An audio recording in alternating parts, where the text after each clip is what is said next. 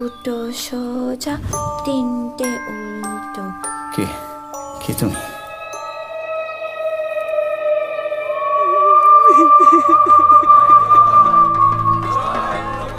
আচ্ছা, এই বুনোমা কোন গডেস? Local goddess. গায়ের লোকে বলে এই গায়ে যারা অপঘাতে মরেছে তাদের মধ্যে কেউ একজন ফিরে আসবে। রূপকথা,